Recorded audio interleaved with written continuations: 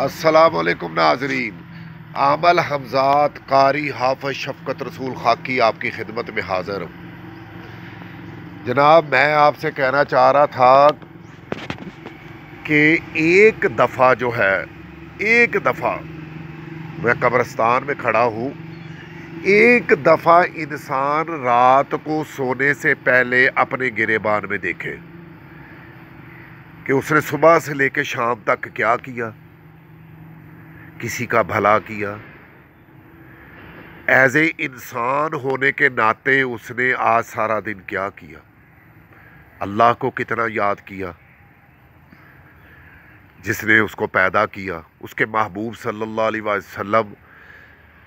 جن کا وہ امتی ہے ان کے لیے کیا کیا، قرآن جو کتاب نازل ہوئی اس کے لیے کیا کیا، نماز جو فرض ہے ان کو یاد کرے، موقدہ ہیں ان کو یاد کرے، غیر موقدہ ہیں ان کو بھی یاد کرے، اپنے گریبان کے اندر حقوق العباد دیکھے۔ تو آج کل خون پتلا ہو گیا ہے اور ہمیں یقین، اللہ کا یقین جو ہے وہ ہمارے اندر کمی آ گئی ہے یقین کی۔ ہم مسلمان اس وجہ سے مار کھا رہے ہیں، ٹھیک ہے، اللہ کا یقین ہمارے اندر کم ہو گیا ہے۔ اس کے بعد جو ہے ایک تو یہ بات ہو گئی، دوسرا یہ کہ ایک آپ میری بات پہ عمل کر کے ذرا غور سے سنیے گا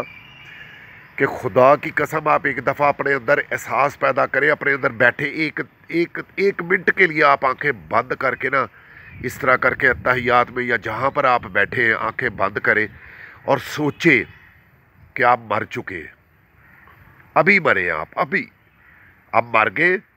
اور آپ کی آنکھیں بند کی ہوئی آپ نے اور آپ مر گئے، اور اب آپ کی آنکھ ایسے زندہ ہونے والے، آپ اس طرح آنکھ کھلنے والی ہے تو آپ قبر کے اندر ہوں گے۔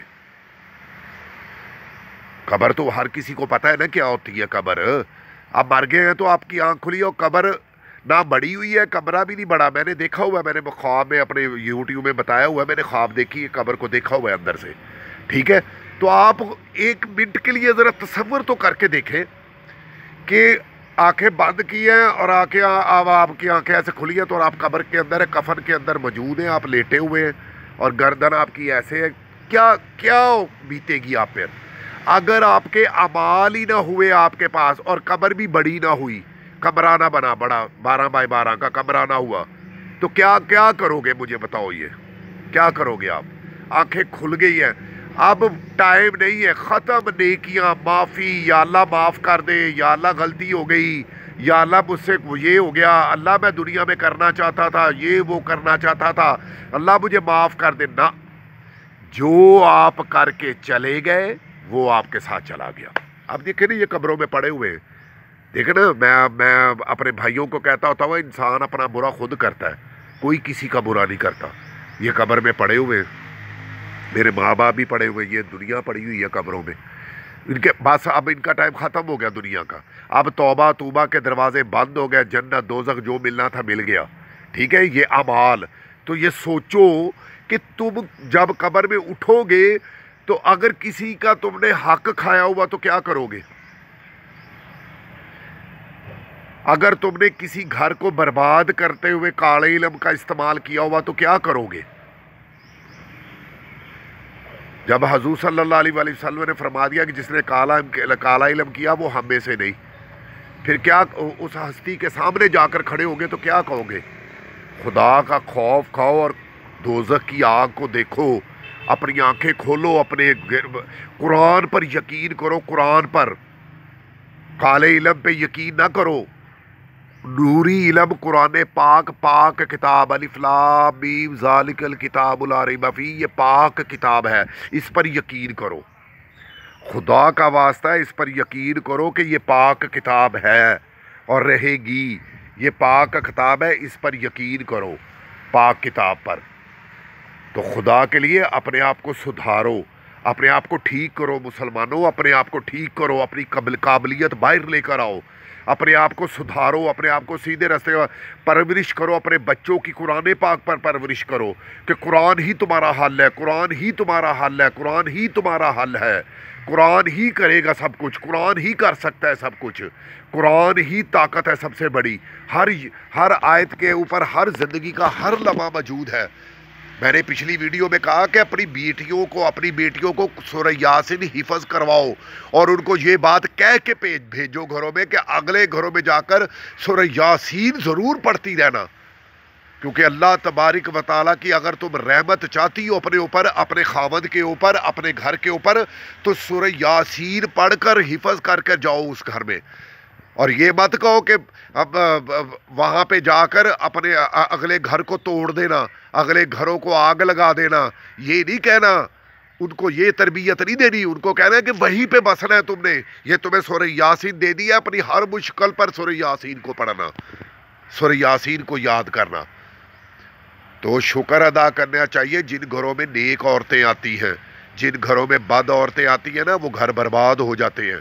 جس گھر میں گندی عورت آ جاتی ہے وہ گھر برباد ہو جاتا ہے، کیونکہ یہ پورے تالاب کو ایک مچھلی تباہ کر دیتی ہے گندی ہو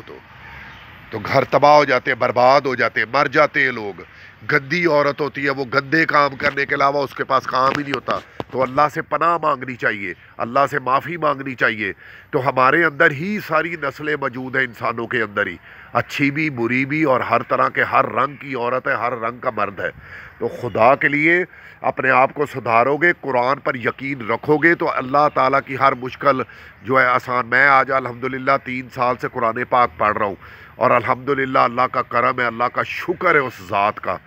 کہ اللہ تعالیٰ بہت بڑا ہے۔ تو اس لیے خدا کا واسطہ ہے اپنے آپ کو سدھارو، فرقہ واریت میں مت پڑو، ٹھیک ہے؟ وَاعْتَصِمُوا بِحَبْلِ اللَّهِ جَمِيعًا، اللہ کی رسی کو مضبوطی سے تھامو، بس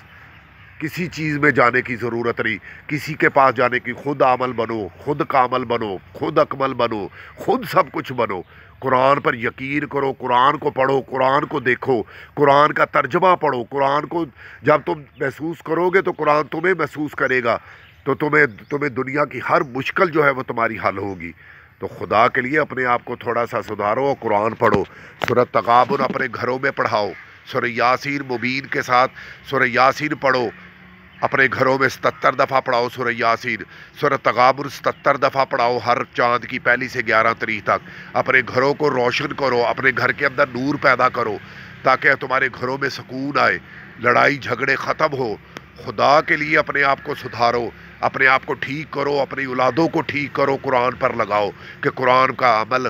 قرآن کا وظیفہ ہر وقت اپنی زبان پہ رکھو۔ یا رحمان و قرآن کا لفظ ہے، یا رحیم و قرآن کا لفظ ہے، یا کریم و قرآن کا لفظ ہے، یا رحمان و یا رحیم و یا کریم و پڑھو، سلام القول من رب رحیم پڑھو، آیت کریمہ پڑھو، جو مرضی پڑھو، اپنی زبان پر جاری رکھو اللہ کا سبق جو ہے، تو انشاءاللہ تمہاری زندگیاں جو ہے سکون میں آ جائیں گی۔